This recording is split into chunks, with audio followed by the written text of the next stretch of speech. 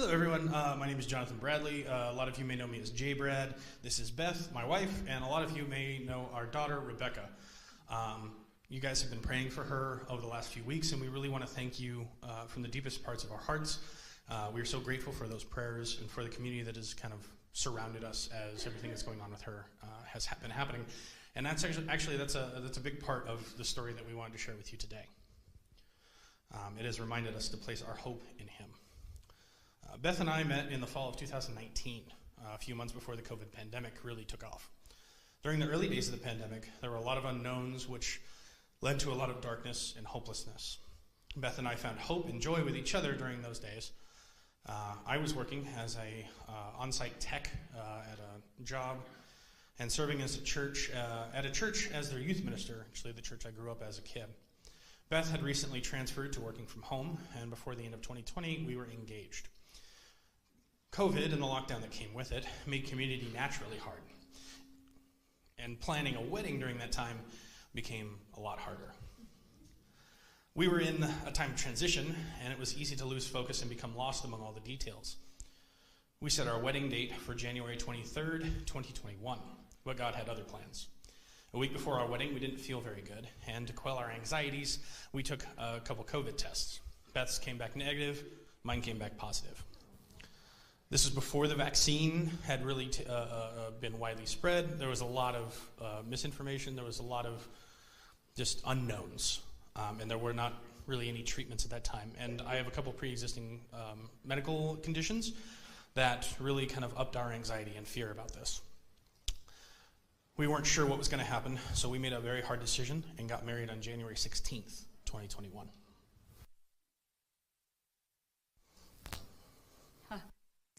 At that moment, all I could think about was wanting to be by John's side, regardless of the outcome of his health.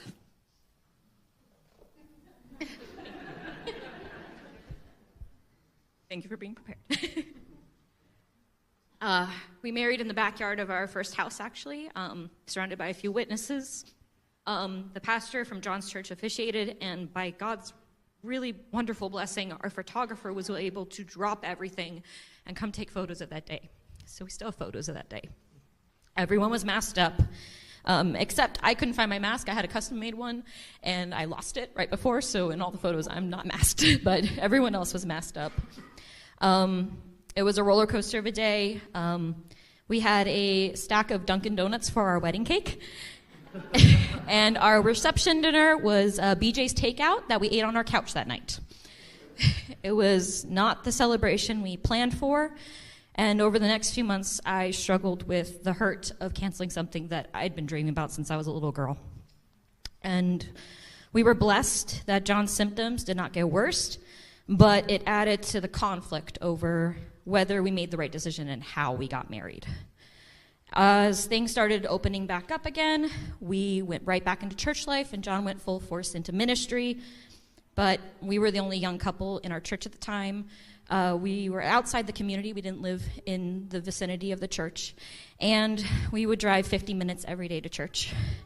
And it just made it really difficult to connect and to find a space to process everything we had just gone through.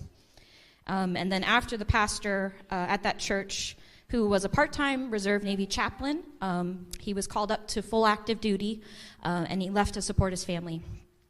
With him leaving, that just increased stress in the ministry, and all the stress, the lack of community, it just started to strip away our ability to rely on one another. And we really began to question and lose hope in whether this is what God had planned for us. After a health scare, John felt called to step down from ministry, and pridefully I pushed back, saying, no, we're just not doing enough. We're not doing enough of what God has called us to do.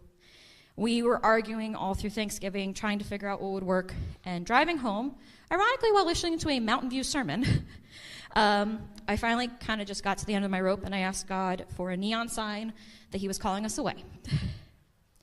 And that night I found out I was pregnant with Rebecca. It finally became clear that God was calling us to make a change. I couldn't imagine trying to raise a child where we were at and trying to do ministry at the same time. So feeling empty, lonely, and hopeless, I accepted God's calling to leave. Tired, lonely, and burnt out, we had an opportunity to visit other churches when our church had a COVID outbreak at Christmas time.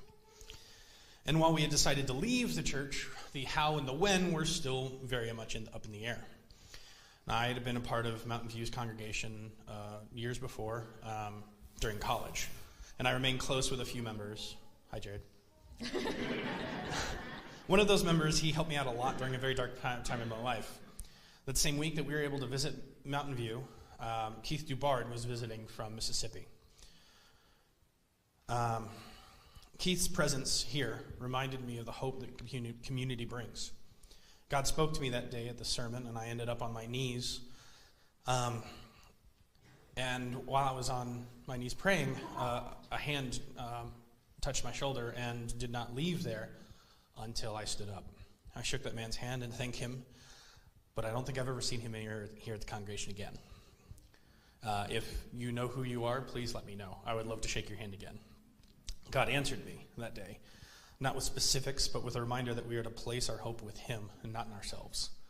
I stepped down in March of 2022 as the youth minister, and when we began to look for a new church home to rest, heal, and find hope in again, it was a very quick and easy decision. We've joined the family here, and we have been truly amazed by the speed of getting connected and feeling at home. Mountain View has become exactly what we've needed, giving us examples of godly parenting to help us raise Rebecca and creating a space for us to be vulnerable with friends as we pursue Christ. God renewed us here, not to hope in each other like we had once done, but to hope in him regardless of the circumstances that are around us. And he has reminded us to encourage that hope in others by pointing them to God in Christ.